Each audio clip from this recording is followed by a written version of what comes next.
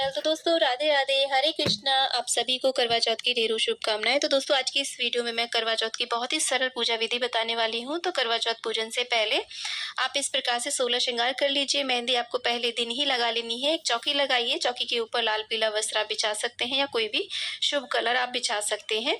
और उसके बाद में थोड़े से गेहूं रख करके हम यहाँ पे करवा चौथ माई के फोटो कैलेंडर की स्थापना करते हैं, चुनरी उड़ा करके।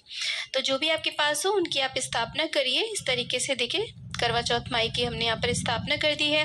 उसके बाद में एक करवा लिया जाता है, करवे के अंदर आप जल भर लीजिए। यदि आप 2 करवे लेते हैं तो एक करवे के अंदर जल भरा जाता है, दूसरे के अंदर आप ड्राई फ्रूट, मिठाई या फिर चावल भर सकते हैं, गेहूं भर सकते हैं, कोई भी ऐसी चीज जिसे हम खा सकें वो भरी जाती है। कहीं पर चिवड़ा भरा जाता है, मूंग मोट बाजरा भी कहीं कहीं पे भरा जाता है, तो दूसरे करवे में ये भरा जाता है। लेकिन एक करवा जल वाला जिससे हम चंद्रमा को अर्घ्य देते हैं वो कंपलसरी होता है। तो उसके गले में इस तरीके से आप मौली कलावा बांध दीजिए।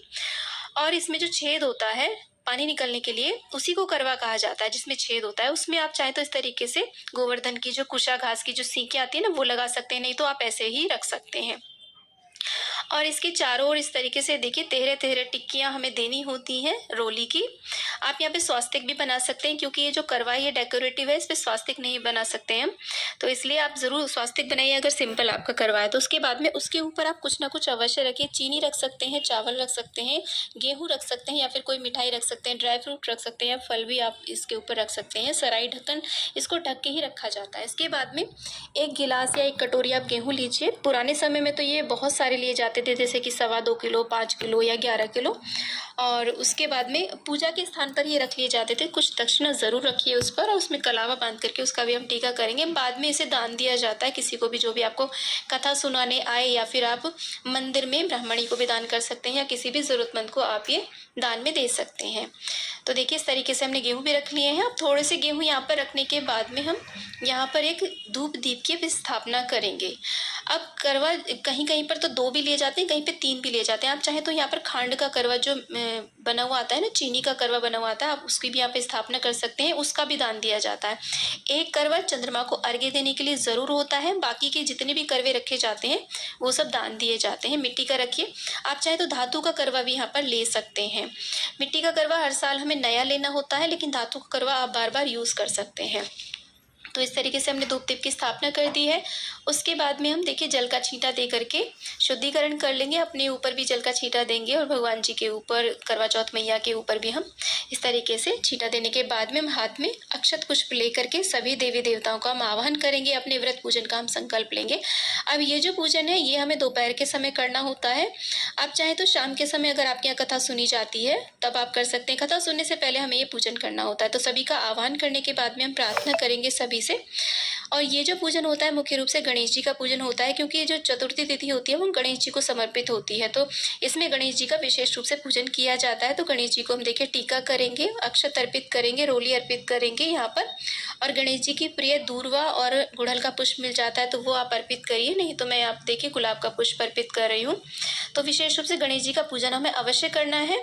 और गणेश जी मेरी फोटो में है इसलिए मैंने अलग से स्थापना नहीं करी है, नहीं तो आपको अलग से स्थापना इनकी करनी चाहिए। धूप दीप हम दिखा देंगे, वस्त्र रूपी मौली अर्पित कर दी है। आप चाहे तो जनेऊ यहाँ पर अर्पित कर सकते हैं। इसके बाद में हम करवा चौथ मैया का पूजन करते हैं। करवा चौथ माई जो है वो तिथि का हम पूजन करते हैं। जो करवा चौथ जो तिथि है चौथ, उसका नाम है करवा, तो हम करवा चौथ माई का पूजन करते हैं। इस दिन भोलेनाथ का भी पूजन किया जाता है, माता पार्वती का भी पूजन किया जाता है। तो आप चाहे तो शिव परिवार का पूरे विधि विधान से पूजन कर सकते हैं। शिवलिंग का आप अभिषेक भी कर सकते हैं। तो देखिए यहाँ पर फोटो में जितने भी हैं सूरज चांद, जितनी भी सुहागन स्त्रियां हैं, जितने भी चित्र में दिए गए ना, सभी को हम टीका करेंगे। और जो जल का करवा हमने भर के रखा है उसका भी टीका करेंगे। सभी का हम इस प्रकार से टीका करने के बाद में यहाँ पर हम पुष्प अर्पित कर देते हैं, जो भी आपके पास पुष्प उपलब्ध हो। तो फ्रेंड्स इससे पहले जो मैंने पूजा विधि, करवा चौथ की जो पूजा विधि की वीडियोस दी हैं उसमें पूरे विस्तृत तरीके से कलश स्थापना करके मैंने पूजा विधि करके बताइए। आप चाहें तो उन वीडियोस को भी देख सकते हैं यदि आप पूरी विस्तृत विधि जानना चाहते हैं। तो देखिए हमने पुष्प अर्पित करने के बाद में करवा चौथ माई को हम सुहाग की सामग्री अर्पित करेंगे। सुहाग की सामग्री देखिए आप चाहें तो 16 श्रृंगार अर्पित कर सकते हैं, आप चाहें तो 5 या फिर 7 तरह के आप श्रृंगार के सामान भी अर्पित कर सकते हैं। 4 तो हमें कम से कम करने ही चाहिए। उसके साथ में जो भी आपके पास भोग भोग प्रसाद उपलब्ध हो, जैसे कि मिठाई हो, मिठाई का आप भोग लगाइए। ऋतुफल जितने भी प्रकार के आपको मिल जाए, वैसे चौथ का दिन है तो 4 अंक का विशेष महत्व रहता है, तो आप 4 प्रकार के या फिर संख्या में 4 चीज़ों का आप भोग लगाइए, माता को अर्पित करिए। उसके बाद में अगर आपके पास मेवा हो तो मेवा का भी आप भोग लगाइए। इस सामग्री में से जब हम बायना निकालते हैं ना, तो उसमें भी दिया जाता है। और इसी के साथ में देखिए, यहाँ पर हम जल का एक पात्र भर के रखते हैं और उसके ऊपर लोटा भर के रखते हैं कथा सुनने के लिए। उसके ऊपर 13-13 टिक्कियाँ यहाँ पर रोली की दी जाती हैं इस तरीके से। और कथा किसी के यहाँ पे दोपहर में सुनी जाती है, किसी के यहाँ पर शाम में सुनी जाती है। तो दोपहर में सुनी जाती है तो इसे सूर्य को अर्घ्य दे दिया जाता है, और शाम को सुनते हैं तो चंद्रमा को अर्घ्य दे दिया जाता है इसका। और उसके बाद में हाथ में 13 दाने आप गेहूं के ले लीजिए या फिर चावल के ले लीजिए, और कुछ दूर्वा अवश्य रूप से इस पर रख लीजिए। तो उसके बाद में करवा चौथ माई की कथा सुनी जाती है। कथा सुनते समय जो गेहूं के दाने आपने लिए हैं उन्हें आप अपने पल्लू में बांध लीजिए। रात को जब चंद्रमा को अर्घ्य देंगे तो उन्हीं से अर्घ्य दिया जाता है। थोड़े से दाने इस जल के लोटे में भी आप डाल लीजिए।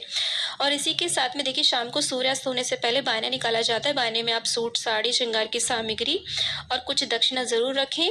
और उसी के साथ में जो भी आपने भोजन बनाया हो वो आप जरूर रखिए उसमें से।